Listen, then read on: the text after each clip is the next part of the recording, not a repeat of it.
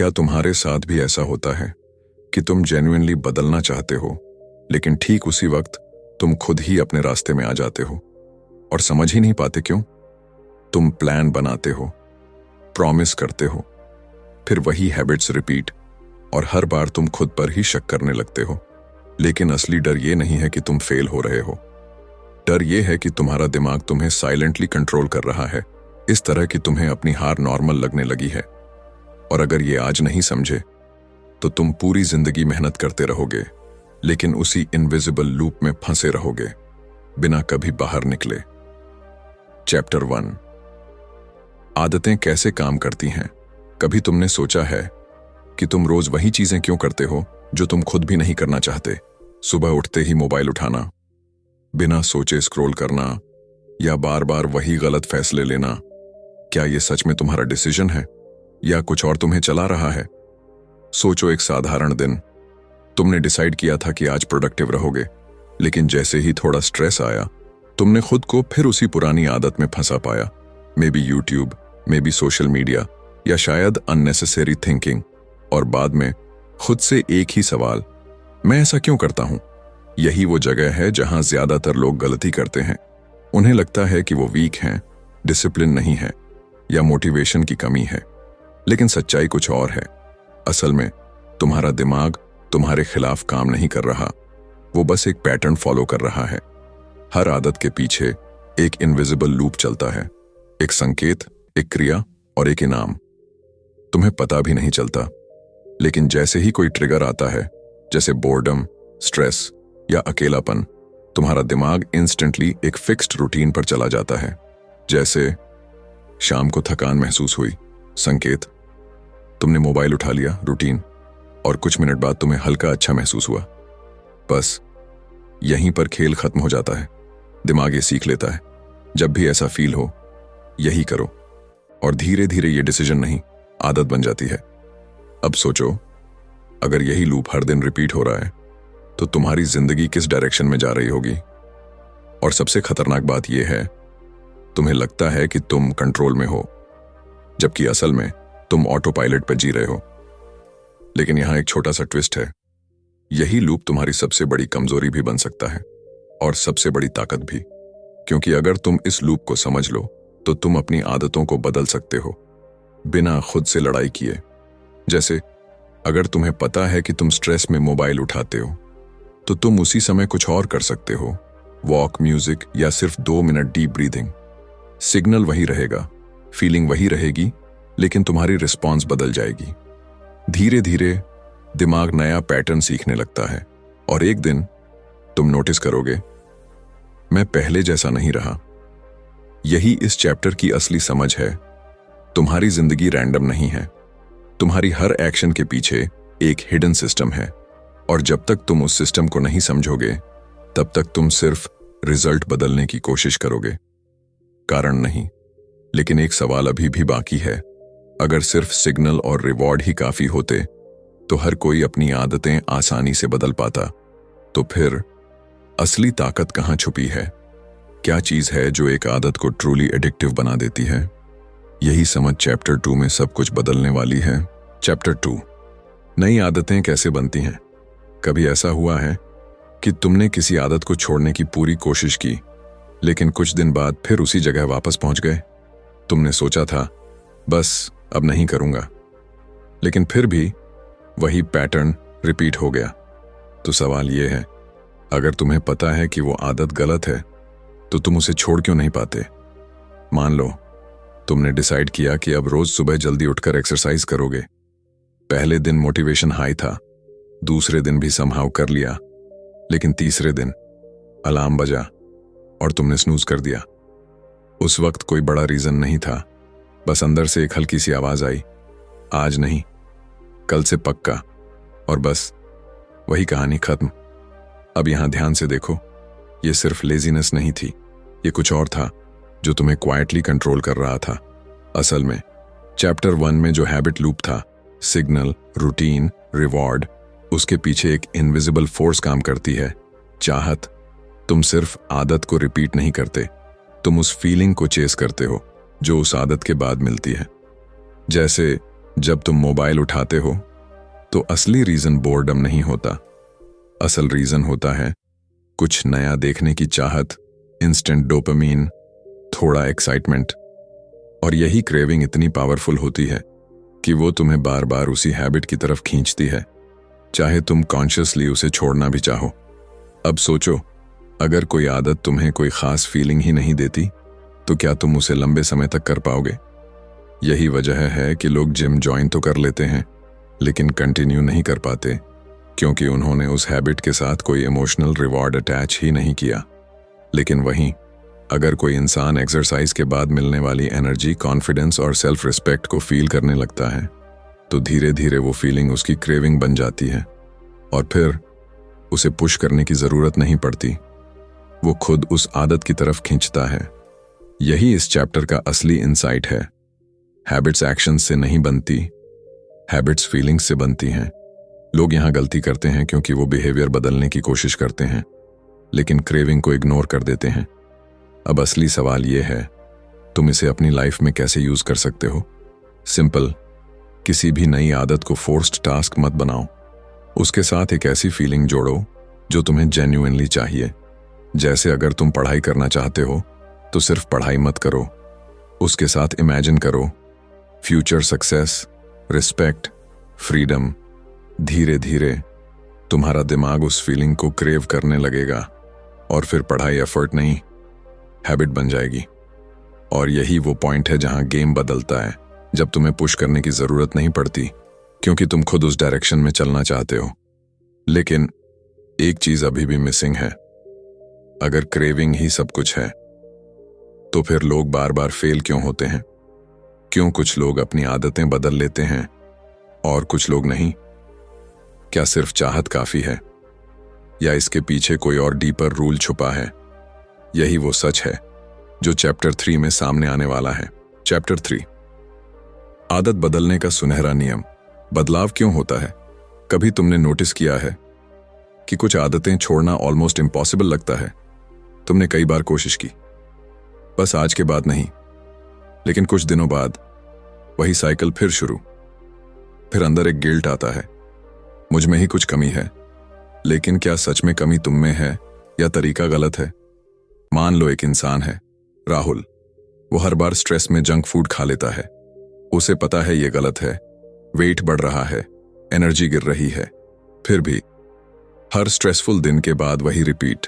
उसने क्या किया? खुद को रोका, डिसिप्लिन लगाया, खाना अवॉइड किया।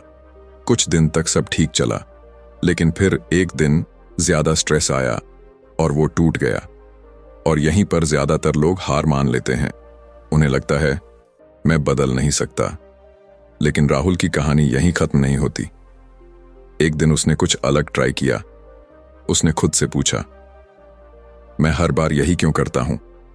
थोड़ा ऑब्जर्व करने पर उसे समझ आया, वो खाना नहीं चाहता था, वो सिर्फ रिलीफ चाहता था। यानी उसका सिग्नल था स्ट्रेस, रिवॉर्ड था रिलीफ, और रूटीन थी जंक फूड। अब यहां असली रियलाइजेशन हुआ, समस्या जंक फूड नहीं थी, समस्या थी वो रूटीन जो रिलीफ देने के लिए फिक्स हो चुकी थी। तो उसने क्या बदला? उसने स्ट्रेस के समय जंक फूड की जगह 10 मिनट वॉक शुरू कर दी। कभी म्यूजिक सुन लिया, कभी किसी दोस्त से बात कर ली। पहले अजीब लगा क्योंकि दिमाग पुरानी रूटीन चाहता था, लेकिन धीरे धीरे उसे वही रिलीफ नई एक्टिविटी से मिलने लगा और यहीं गेम चेंज हो गया। यही इस चैप्टर का सबसे पावरफुल रूल है। तुम आदत को खत्म नहीं कर सकते, तुम सिर्फ उसकी जगह नई आदत डाल सकते हो। लोग यहां गलती करते हैं क्योंकि वो सीधे हैबिट को डिलीट करना चाहते हैं, लेकिन दिमाग डिलीट नहीं करता, वो सिर्फ रिप्लेस करता है। अब सोचो, तुम्हारी लाइफ में ऐसी कितनी हैबिट्स हैं जिन्हें तुम हटाना चाहते हो, लेकिन असल में तुम्हें सिर्फ उनकी जगह कुछ और डालना है। अगर तुम लेट नाइट स्क्रॉलिंग छोड़ना चाहते हो तो खाली मत बैठो, उसकी जगह कुछ ऐसा डालो जो वही फीलिंग दे, रिलैक्सेशन, एस्केप या कंफर्ट। अगर तुम अननेसेसरी स्पेंडिंग रोकना चाहते हो तो खुद को रोकने की जगह मनी ट्रैक करना शुरू करो या सेविंग का छोटा सा रिवॉर्ड क्रिएट करो। धीरे धीरे तुम्हारा दिमाग नई रूटीन को एक्सेप्ट करने लगता है और पुरानी आदत खुद ब खुद कमजोर हो जाती है। लेकिन यहां एक सटल चीज और है। क्यों कुछ लोग ये रूल जानने के बाद भी फेल हो जाते हैं? क्यों कुछ लोग नई रूटीन को अपनाते ही नहीं या बीच में छोड़ देते हैं? क्या सिर्फ रिप्लेस करना काफी है या उसके पीछे कोई और डीपर ट्रिगर छुपा है?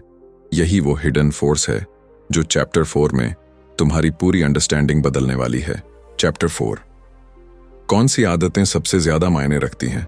कभी तुमने सोचा है कि कुछ लोगों की जिंदगी अचानक बदल क्यों जाती है?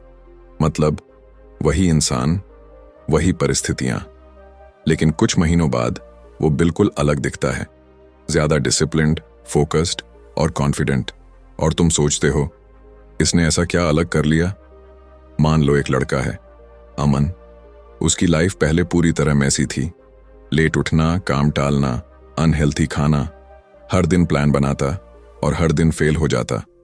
उसे लगता था मुझे अपनी पूरी लाइफ बदलनी पड़ेगी, और यही उसकी सबसे बड़ी गलती थी, क्योंकि जब भी उसने सब कुछ एक साथ बदलने की कोशिश की वो ओवरवेल्म्ड हो गया और कुछ दिनों में वापस वहीं पहुंच गया।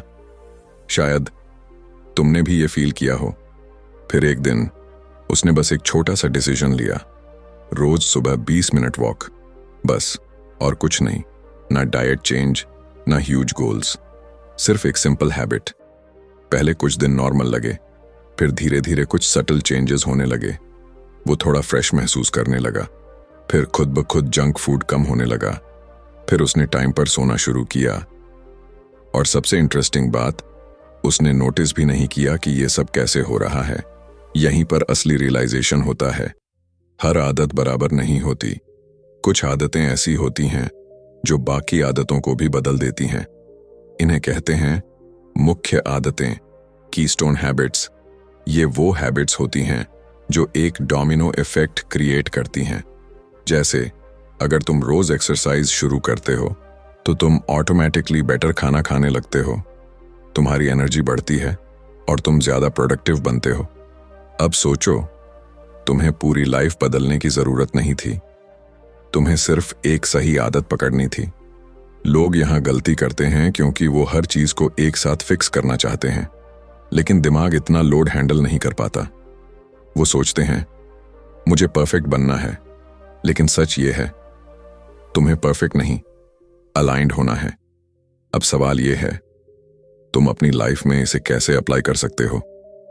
सिंपल, अपनी लाइफ की एक ऐसी हैबिट ढूंढो जो बाकी चीजों को इनडायरेक्टली इंप्रूव कर दे, जैसे डेली प्लानिंग, रीडिंग, एक्सरसाइज या जर्नलिंग। फिर सिर्फ उसी पर फोकस करो। उसे इतना सिंपल बनाओ कि तुम फेल ही ना हो सको।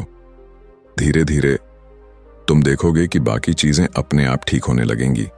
और यही वो मोमेंट होता है जब तुम्हें समझ आता है चेंज हार्ड नहीं था, अप्रोच गलत थी, लेकिन एक चीज अभी भी मिसिंग है। अगर एक हैबिट इतना कुछ बदल सकती है तो फिर कुछ लोग कंसिस्टेंसी क्यों मेंटेन नहीं कर पाते? क्यों कुछ लोग शुरू तो करते हैं लेकिन बीच में ही छोड़ देते हैं? क्या सिर्फ सही हैबिट चुनना काफी है या उसके पीछे कोई और डीपर सिस्टम काम कर रहा है? यही वो सच है जो चैप्टर 5 में सामने आने वाला है। चैप्टर 5, जब इच्छा शक्ति ऑटोमेटिक बन जाती है। कभी तुम्हारे साथ ऐसा हुआ है कि तुमने सुबह डिसाइड किया आज पूरा फोकस रहेगा, लेकिन दोपहर तक आते आते तुम खुद को डिस्ट्रैक्शंस में खोया हुआ पाते हो? और फिर वही सवाल, मेरे अंदर कंसिस्टेंसी क्यों नहीं है? तुम सोचते हो कि प्रॉब्लम मोटिवेशन की है या शायद डिसिप्लिन की कमी है, लेकिन क्या सच में ऐसा है या कुछ और साइलेंटली काम कर रहा है? मान लो एक लड़की है, नेहा। वो जॉब करती है, एम्बिशियस है, गोल्स भी क्लियर हैं, लेकिन हर दिन एक ही पैटर्न रिपीट होता है। सुबह वो फुल एनर्जी के साथ काम शुरू करती है, लेकिन जैसे जैसे दिन बढ़ता है उसकी फोकस और कंट्रोल धीरे धीरे कमजोर होने लगते हैं। शाम तक आते आते वो वही काम करती है जो उसे नहीं करना चाहिए।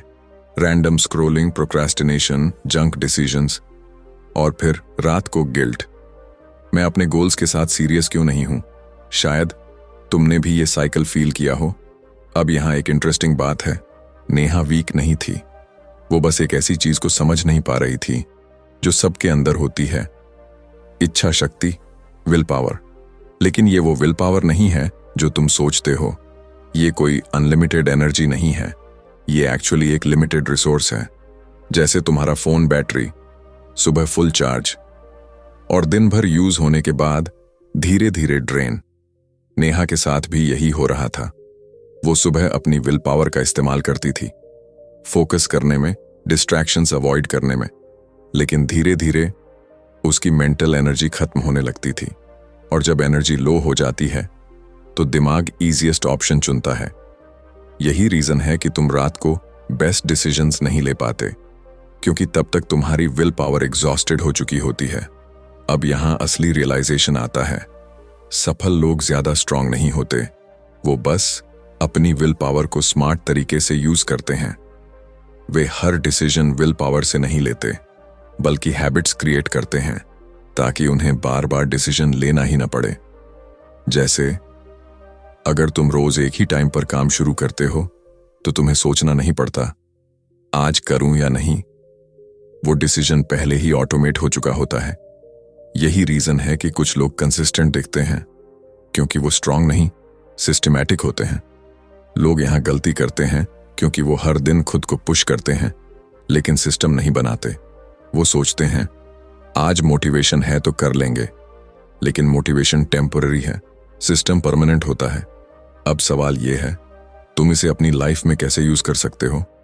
सिंपल, अपनी लाइफ के इंपॉर्टेंट डिसीजंस को हैबिट में कन्वर्ट करो। जैसे वर्क स्टार्ट टाइम फिक्स कर दो, एक्सरसाइज का टाइम फिक्स कर दो, डेली रूटीन ऑटोमेट कर दो, ताकि तुम्हें हर बार विल पावर यूज ना करनी पड़े। धीरे धीरे तुम नोटिस करोगे कि तुम बिना स्ट्रगल के कंसिस्टेंट हो रहे हो, और यही वो मोमेंट होता है जब तुम्हें समझ आता है सक्सेस विल पावर से नहीं, हैबिट से आती है। लेकिन एक और इंटरेस्टिंग चीज है, अगर हैबिट्स और विल पावर इतना पावरफुल सिस्टम है, तो फिर बड़े लेवल पर कंपनीज, ऑर्गेनाइजेशंस ये हैबिट्स कैसे काम करती हैं? क्या वहां भी कोई हिडन पैटर्न होता है जो सक्सेस और फेलियर डिसाइड करता है? यही हिडन सिस्टम चैप्टर 6 में सामने आने वाला है। चैप्टर 6, जब मुश्किल समय बदलाव लाता है। कभी ऐसा हुआ है कि तुम्हारी जिंदगी तब बदली जब सब कुछ खराब हो गया था? जब सब ठीक चल रहा होता है तो हम रेयरली कुछ बदलते हैं, लेकिन जैसे ही कोई बड़ा झटका लगता है, फेलियर, लॉस या प्रेशर, अचानक हम सोचने लगते हैं अब कुछ बदलना पड़ेगा। क्यों? मान लो एक इंसान है, विकास। उसकी जॉब स्टेबल थी, रूटीन सेट था, हर दिन सेम पैटर्न, काम, घर, मोबाइल, स्लीप। वो जानता था कि वो ग्रो नहीं कर रहा, लेकिन फिर भी कुछ नहीं बदल रहा था। फिर एक दिन कंपनी ने अचानक ले ऑफ्स अनाउंस कर दिए और विकास की जॉब चली गई। उस पल सब कुछ हिल गया। पहले डर, फिर कंफ्यूजन, अब क्या होगा? लेकिन कुछ दिनों बाद वो एक नई डायरेक्शन में सोचने लगा। उसने स्किल्स सीखना शुरू किया, डेली रूटीन चेंज किया, और धीरे धीरे वो उसी इंसान से बिल्कुल अलग बन गया।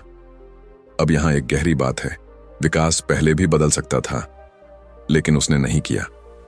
क्यों? क्योंकि जब तक पेन इनफ बड़ा नहीं होता, हम अपने कंफर्ट जोन से बाहर नहीं निकलते।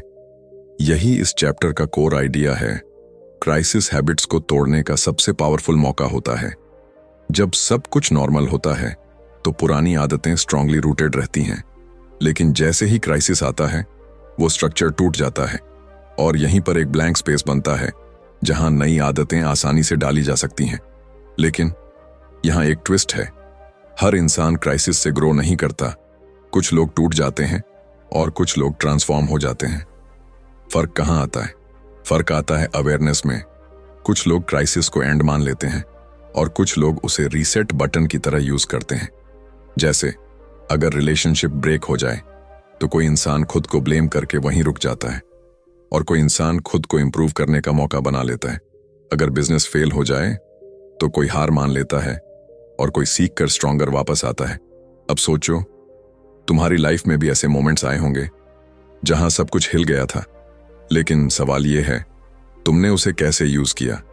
लोग यहां गलती करते हैं क्योंकि वो क्राइसिस से भागते हैं, वो पेन अवॉइड करना चाहते हैं, लेकिन सच ये है वही पेन तुम्हें चेंज करने की ताकत देता है। अब इसे रियल लाइफ में कैसे अप्लाई करें? अगली बार जब तुम्हारी लाइफ में कोई प्रॉब्लम आए तो सिर्फ उसे सॉल्व करने की कोशिश मत करो। रुको, ऑब्जर्व करो और खुद से पूछो, ये मुझे क्या सिखा रहा है? मैं यहां कौन सी नई हैबिट डाल सकता हूं जो मुझे इस सिचुएशन से बाहर निकाल दे? क्योंकि हर क्राइसिस एक मौका होता है पुरानी आइडेंटिटी छोड़ने का और नई आइडेंटिटी बनाने का। और जब तुम इस माइंडसेट से जीना शुरू कर देते हो तो प्रॉब्लम्स तुम्हें तोड़ती नहीं, तुम्हें रीशेप करती हैं। लेकिन एक और डीपर लेयर अभी बाकी है। अगर क्राइसिस हमें बदल सकता है तो फिर बड़ी कंपनीज हमारी हैबिट्स को कैसे कंट्रोल करती हैं? क्या वो भी हमारे वीक मोमेंट्स को टारगेट करती हैं या इसके पीछे कोई और हिडन स्ट्रेटेजी है? यही गेम अब चैप्टर 7 में खुलने वाला है। चैप्टर 7, कंपनियां आपकी आदतें कैसे पहचानती हैं? कभी तुम्हारे साथ ऐसा हुआ है कि तुमने बस किसी चीज के बारे में सोचा और थोड़ी देर बाद वही चीज तुम्हें एड्स में दिखने लगी? तुम सोचते हो ये कोइंसिडेंस है, लेकिन अंदर कहीं एक सवाल उठता है, या फिर कोई मुझसे ज्यादा समझता है। मान लो तुम एक दिन ऑनलाइन कुछ सर्च करते हो, फिटनेस, शूज या बिजनेस आइडियाज, और अगले ही दिन इंस्टाग्राम, यूट्यूब, हर जगह वही चीज सामने आने लगती है। पहले ये नॉर्मल लगता है, फिर धीरे धीरे तुम नोटिस करते हो ये सिर्फ रैंडम नहीं है, और यहीं कंफ्यूजन शुरू होता है। असल में कंपनियां तुम्हें ट्रैक नहीं करती, वो तुम्हारी आदतों को ट्रैक करती हैं। तुम क्या देखते हो, कब देखते हो, किस चीज पर रुकते हो, किस पर क्लिक करते हो, ये सब मिलकर तुम्हारा एक इनविजिबल पैटर्न बना देता है। और फिर वो पैटर्न प्रिडिक्ट करता है तुम आगे क्या करने वाले हो। यही इस चैप्टर का सबसे शॉकिंग आइडिया है। कई बार तुम्हें खुद से पहले पता नहीं होता कि तुम क्या चाहोगे, लेकिन सिस्टम को पता होता है। अब सोचो, तुमने कभी इंपल्स बाइंग की है? कुछ ऐसा खरीदा जिसकी जरूरत नहीं थी। उस वक्त लगा मैंने खुद डिसाइड किया, लेकिन क्या सच में वो डिसीजन तुम्हारा था, या तुम्हारी किसी हिडन हैबिट को ट्रिगर किया गया था? जैसे तुम स्ट्रेस में थे और अचानक कोई ऐड आया, ट्रीट योरसेल्फ, और तुमने खरीद लिया। यहां प्रोडक्ट नहीं बिक रहा था, यहां तुम्हारी इमोशनल स्टेट को टारगेट किया गया था। लोग यहां गलती करते हैं क्योंकि वो सोचते हैं कि वो पूरी तरह अवेयर हैं, लेकिन असल में उनकी बहुत सारी एक्शंस सबकॉन्शियस हैबिट से ड्रिवन होती हैं, और कंपनियां इसी गेम को समझ चुकी हैं। अब यहां एक इंपॉर्टेंट रियलाइजेशन आता है, ये पूरी सिस्टम गलत नहीं है, लेकिन डेंजरस तब बनता है जब तुम्हें खुद अपनी आदतों का पता नहीं होता। क्योंकि अगर तुम अनअवेयर हो तो कोई भी तुम्हारी हैबिट्स को यूज करके तुम्हें कंट्रोल कर सकता है। अब सवाल ये है, तुम इससे बच कैसे सकते हो? सिंपल, अपने पैटर्न्स को ऑब्जर्व करना शुरू करो।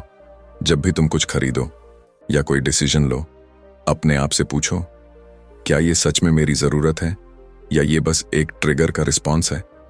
धीरे धीरे तुम अपने बिहेवियर को समझने लगोगे और वही अवेयरनेस तुम्हें कंट्रोल देगी।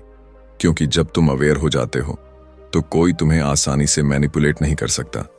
और यही इस चैप्टर का असली इंसाइट है। जो अपनी आदतों को नहीं समझता वो दूसरों के सिस्टम का हिस्सा बन जाता है। लेकिन अब एक और बड़ा सवाल उठता है, अगर कंपनीज हमारी हैबिट्स को शेप कर सकती हैं तो क्या सोसाइटीज, मूवमेंट्स भी इसी प्रिंसिपल पर चलते हैं? क्या बड़े बदलाव भी हैबिट्स से ही शुरू होते हैं, या उसके पीछे कुछ और डीपर कनेक्शन होता है? यही रहस्य चैप्टर 8 में खुलने वाला है। चैप्टर 8, बड़े मूवमेंट कैसे बनते हैं? कभी तुमने सोचा है कि कुछ आइडियाज अचानक पूरे समाज में फैल जाते हैं और कुछ आइडियाज शुरू होने से पहले ही खत्म हो जाते हैं? मतलब किसी एक इंसान की छोटी सी बात कैसे लाखों लोगों की सोच बदल देती है। और वहीं कई लोग सालों तक कोशिश करते हैं लेकिन कोई इंपैक्ट नहीं बन पाता। आखिर फर्क कहां है? मान लो तुम्हारे आसपास कोई एक इंसान है जो सडनली बदल गया, जैसे उसने स्मोकिंग छोड़ दी या फिटनेस जर्नी शुरू कर दी। शुरू में तुम बस नोटिस करते हो, फिर धीरे धीरे तुम्हारे अंदर भी एक थॉट आता है, शायद मुझे भी ट्राई करना चाहिए। और बिना रियलाइज किए तुम भी उसी डायरेक्शन में मूव करने लगते हो। अब सोचो, ये डिसीजन तुम्हारा था या इन्फ्लुएंस का असर? यही इस चैप्टर का हिडन ट्रूथ है। हम सिर्फ अपनी हैबिट से नहीं, दूसरों की हैबिट से भी शेप होते हैं। हर मूवमेंट, चाहे वो सोसाइटी का हो या एक छोटे ग्रुप का, 3 लेयर्स पर बनता है। पहली, क्लोज कनेक्शंस, यानी फैमिली, फ्रेंड्स, जिनकी बात तुम मानते हो। दूसरी, कम्युनिटी इन्फ्लुएंस, जहां तुम बिलोंग करते हो, जहां लोग एक जैसे वैल्यूज शेयर करते हैं। और तीसरी, वीक टाइज, यानी वो लोग जो तुम्हारे क्लोज नहीं हैं लेकिन नई अपॉर्चुनिटीज और आइडियाज देते हैं। अब इसे रियल लाइफ में समझो। मान लो तुम एक ग्रुप में हो जहां सब लोग ग्रोथ माइंडसेट वाले हैं, डेली इंप्रूव कर रहे हैं। धीरे धीरे तुम्हें भी वैसा ही बनना पड़ेगा क्योंकि तुम्हारा एनवायरनमेंट तुम्हें पुश करेगा। लेकिन अगर तुम ऐसे सर्कल में हो जहां लोग कंप्लेन करते हैं, टाइम वेस्ट करते हैं, तो चाहे तुम कितना भी मोटिवेटेड क्यों ना हो, धीरे धीरे तुम भी वैसा ही बन जाओगे। यही रीजन है कि कुछ लोग अकेले चेंज नहीं कर पाते, क्योंकि उनके आसपास का सिस्टम उन्हें वापस खींच लेता है। लोग यहां गलती करते हैं क्योंकि वो सिर्फ खुद को बदलने की कोशिश करते हैं लेकिन एनवायरनमेंट को इग्नोर कर देते हैं। वो सोचते हैं मैं अकेले ही सब बदल दूंगा, लेकिन सच ये है, कोई भी बदलाव अकेले नहीं टिकता, उसे सपोर्ट सिस्टम चाहिए होता है। अब सवाल ये है, तुम इसे अपनी लाइफ में कैसे यूज कर सकते हो? सिंपल, अपने एनवायरनमेंट को कॉन्शियसली चूज करो। ऐसे लोगों के साथ रहो जो तुम्हें ग्रो करने के लिए पुश करें, जो तुम्हारी नई आइडेंटिटी को सपोर्ट करें। और अगर एनवायरनमेंट चेंज नहीं कर सकते तो खुद छोटा सा मूवमेंट शुरू करो, जैसे एपीएनई डेली हैबिट्स शेयर करना, किसी फ्रेंड को साथ इन्वॉल्व करना या एक छोटा अकाउंटेबिलिटी सिस्टम बनाना। धीरे धीरे तुम अकेले नहीं रहोगे, तुम एक सिस्टम का हिस्सा बन जाओगे। और जब सिस्टम स्ट्रांग होता है तो चेंज ऑटोमेटिक हो जाता है। और यही इस चैप्टर का सबसे पावरफुल रियलाइजेशन है। तुम सिर्फ अपने डिसीजंस का रिजल्ट नहीं हो, तुम अपने एनवायरनमेंट का रिफ्लेक्शन हो। लेकिन अब आखिरी और सबसे गहरा सवाल बचता है, अगर habits, craving, will power, environment सब कुछ हमें इन्फ्लुएंस करता है, तो फिर क्या हमारे पास सच में कोई कंट्रोल है या हम सिर्फ अपने पैटर्न्स के गुलाम हैं? यही सबसे बड़ा सच चैप्टर 9 में सामने आने वाला है। चैप्टर 9, क्या हम अपनी आदतों के लिए जिम्मेदार हैं?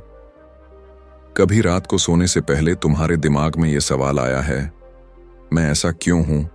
मतलब तुम जानते हो कि तुम्हें क्या करना चाहिए, फिर भी तुम वही करते हो जो तुम्हें नहीं करना चाहिए। और फिर एक अजीब सा कॉन्फ्लिक्ट, अगर सब कुछ मेरी आदतों से हो रहा है तो क्या मैं सच में कंट्रोल में हूं या मैं बस अपने पैटर्न्स का गुलाम हूं? मान लो एक इंसान है, अजय। उसकी लाइफ में सब कुछ ठीक था, लेकिन एक आदत ने सब कुछ धीरे धीरे खराब कर दिया, प्रोक्रेस्टिनेशन। हर बार वो सोचता कल से शुरू करूंगा, लेकिन वो कल कभी नहीं आता। उसने खुद को कई बार ब्लेम किया, मोटिवेशन वीडियोस देखे, प्लान्स बनाए, लेकिन कुछ नहीं बदला। फिर एक दिन उसने खुद से एक अलग सवाल पूछा, क्या ये सच में मेरी गलती है या मेरा दिमाग मुझे ऐसे ही चला रहा है? और यहीं से एक नया पर्सपेक्टिव शुरू हुआ। असल में हमारी बहुत सारी आदतें सबकॉन्शियस होती हैं। हम बिना सोचे रिएक्ट करते हैं क्योंकि हमारा दिमाग पहले से प्रोग्राम्ड होता है। तो क्या इसका मतलब ये है कि हम जिम्मेदार नहीं हैं? नहीं। यहीं पर इस चैप्टर का सबसे गहरा ट्रूथ आता है। तुम अपनी आदतों के कारण नहीं, अपनी अवेयरनेस की कमी के कारण फंसे होते हो। अजय को भी यही समझ आया। उसने अपनी आदत को प्रॉब्लम की तरह नहीं देखा, बल्कि एक पैटर्न की तरह ऑब्जर्व करना शुरू किया। जब भी वो प्रोक्रेस्टिनेट करता, वो खुद से पूछता, मैं अभी क्या फील कर रहा हूं? कभी डर, कभी कंफ्यूजन, कभी फेलियर का प्रेशर। धीरे धीरे उसे समझ आया, वो काम से नहीं भाग रहा था, वो उस फीलिंग से भाग रहा था जो उस काम के साथ आती थी। और यहीं पर रियल चेंज शुरू हुआ। उसने खुद को फोर्स करना बंद किया और उन इमोशंस को हैंडल करना शुरू किया।